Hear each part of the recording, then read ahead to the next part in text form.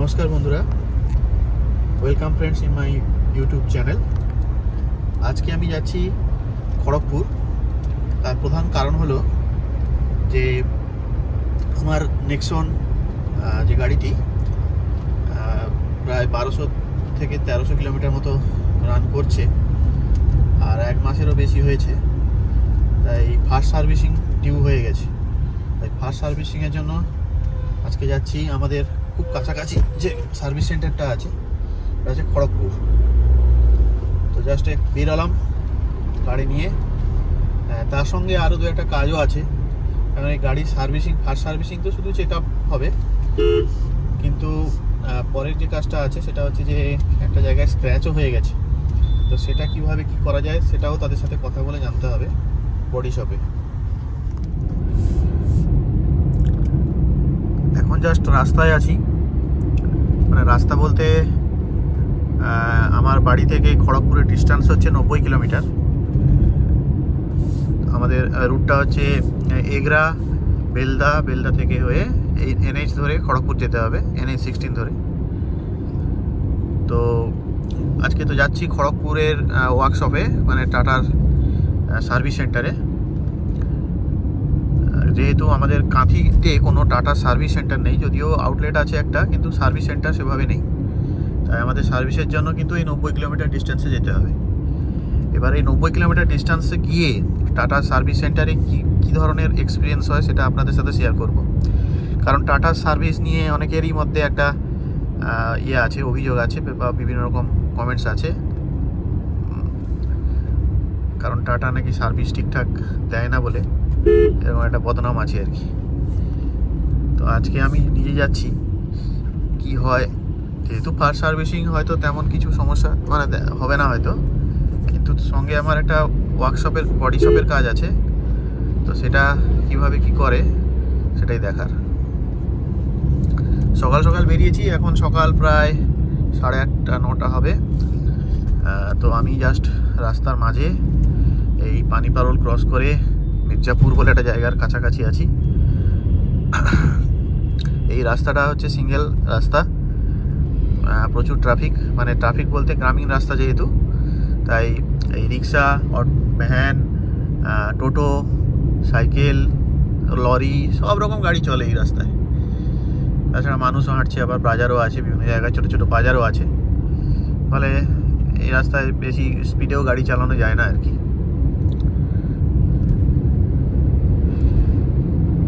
ঠিক আছে, চলুন, রাস্তাও দেখানো হবে কিছু কিছু জায়গায়, আর খড়গপুরে গিয়ে কি হচ্ছে না হচ্ছে সেটাও আপনাদের সাথে শেয়ার করব।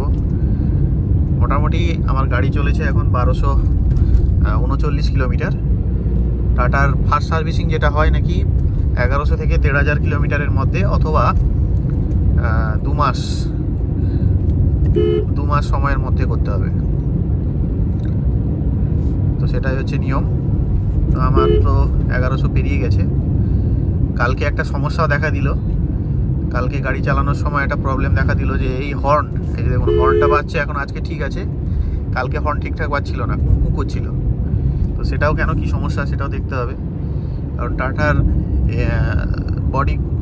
বডি বিল্ডিং মানে ঠিক আছে, বিল্ড কোয়ালিটি ঠিক আছে, কিন্তু এই ইলেকট্রনিক্স পার্টসগুলো অনেক সমস্যা আছে। সেটা আমি কালকে হাতে নাতে বুঝতে পারলাম। কারণ গাড়ি মাঝখানে প্রায় এক সপ্তাহ নয়, 4-5 দিন চলেনি। তারপরে আমি যখন গাড়ি বের করি কালকে কাঁথি থেকে যখন এলাম, তো সেখানে হর্ন ঠিকঠাক বাজছিল না, ফলস হয়ে যাচ্ছিল মাঝে মাঝে। তো সেটা কি কারণে হচ্ছে সেটাও দেখাতে হবে আর কি। আর সমস্যা একটা আছে, সেটা হচ্ছে ওই যে স্ক্র্যাচটা হলো কি করে না, 1 জানুয়ারি আমরা পিকনিকে গেছিলাম। তো সেখান থেকে ফেরার সময় একটা স্কুটি সাইড দিয়ে চলে আসে, অন্ধকারে ছিল বলে বোঝা যায়নি কোথায় লেগে গেছে, পেছনে একটা স্ক্র্যাচ হয়েছে মানে সাইডে।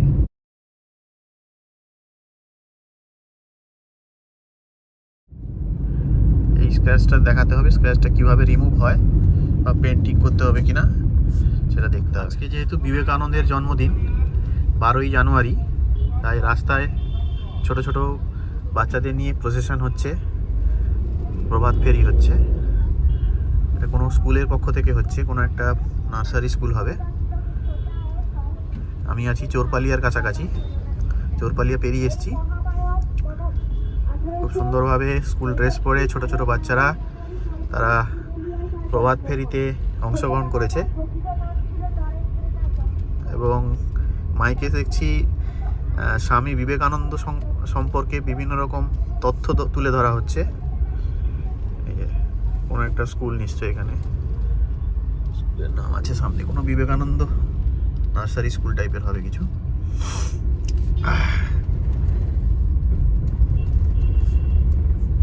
12ই জানুয়ারি আজকে স্বামী বিবেকানন্দের জন্মতিথি। যে দেখুন এখানে Negua Sundar Narayan high school, high school. এই স্কুলটা বন্ধ আছে যদিও, সরকারি ছুটি। এটা নেগুয়া স্ট্যান্ড। এখন জাস্ট এগরা রাস্তাঘাট অনেকটা পরিবর্তন হয়েছে। এই টাউনের মধ্যে যে রাস্তাটা ওয়ান ওয়ে হয়ে গেছে, 4 লেনের রাস্তা হয়ে গেছে, মাঝখানে ডিভাইডার হয়েছে। রাস্তাটা অনেকদিন ধরে কাজ চলছিল, সম্ভবত কিছুটা কমপ্লিট হয়েছে মনে হয়, 90% প্রায় কমপ্লিট হয়েছে। এই এগরা টু বেলদা বা কন্টাই টু বেলদা যেটা রাস্তাটা, এটা হচ্ছে এগরা টাউন। রাস্তা একদম সুন্দর হয়ে গেছে। এই যে এগরা থেকে বেলদার যে রাস্তাটা অনেকটা চওড়াও হয়েছে, আর কিছু কিছু জায়গায় পিচ আর কিছু কিছু জায়গায় ওই ব্লক বসানো আছে, কংক্রিটের ব্লক। তো রাস্তা একদম খুব সুন্দর। ব্রিজের কাজগুলো মনে হয় সবই কমপ্লিট হয়েছে।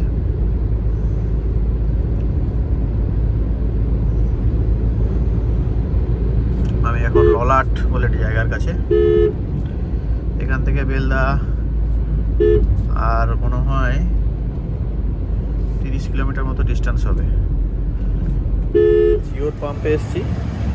জিওর পাম্পের এখন একটা অফার চলছে যে সকাল 10টা থেকে 5টা 2 টাকা কম পার লিটার, 1.5 মাস ধরে চলবে। বেলদার জিও পাম্প, এটা 3 টাকা 94 হয়ে গেছে। 105 টাকা ছিল, 103 টাকা 94 হয়ে গেছে। হ্যাঁ, পার লিটারে 2 টাকা কম। এটা হচ্ছে এই যে হ্যাপি আওয়ার চলছে, পার মেগা সেভিংস। টাইমটা হচ্ছে 10টা থেকে 5টা, সকাল 10টা থেকে বিকেল 5টা। আমার 2000 টাকা। এটা পেট্রোলে হচ্ছে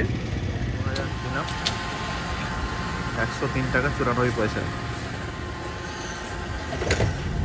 এখন জাস্ট বেলদা ক্রস করে NH16-এ উঠেছি।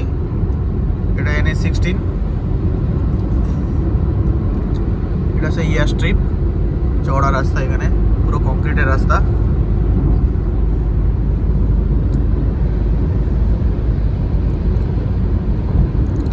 এখানে গাড়ি সব 100-র উপরে চলছে দেখছি।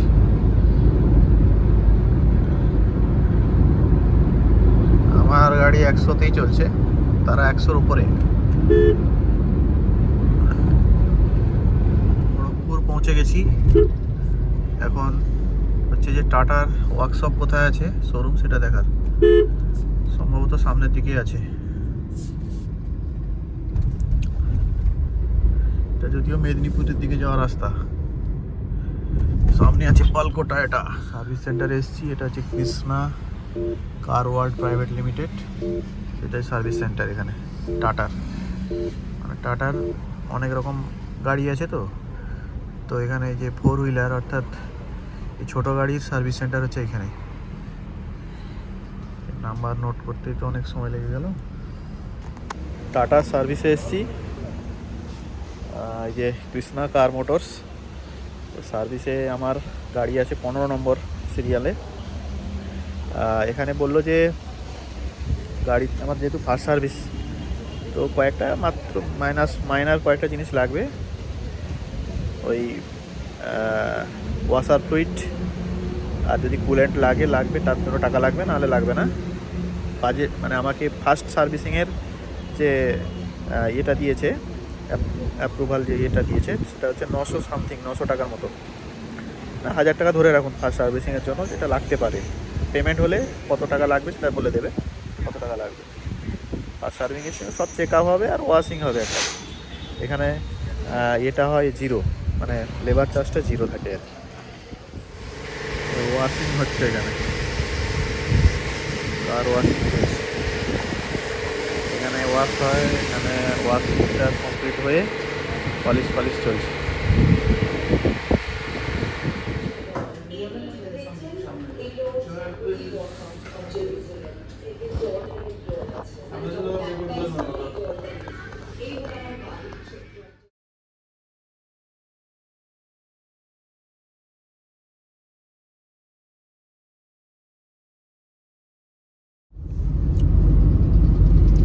সার্ভিসিং কমপ্লিট হলো, টোটাল বিল হয়েছে 3446 এরকম। যদিও এটা সার্ভিস নয়, একটা পার্টস কিনেছি বলে 3400 কত টাকা লাগলো। ওই আমার ক্লাইডিং, পেছনের চাকার উপরে একটা ক্লাইডিং এটা স্ক্র্যাচ হয়েছিল, সেটা চেঞ্জ করলাম। আর এমনিতে ওই 200 টাকা লেগেছে, মানে ফার্স্ট সার্ভিসিংয়ের জন্য 150-200 টাকার বেশি লাগবে না। 200 নয়, আজ আপনাদের বিলটা দেখিয়ে দিব, ওই 300 মতো লেগেছে মনে হচ্ছে। ওই আপনার ওয়াইপার ফ্লুইড আর একটা ওই চেক আপের কী সব অয়েল ফয়েল লেগেছে, ওইটা একটা 200-300 টাকা লেগেছে। কিন্তু খরচাটা হয়েছে ওই পার্টসে 3400 কত টাকা একটা।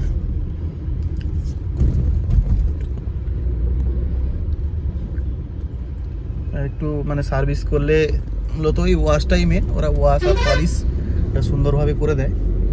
ওইটা বেশ একদম পরিষ্কার পরিচ্ছন্ন, নিট অ্যান্ড ক্লিন করেছে।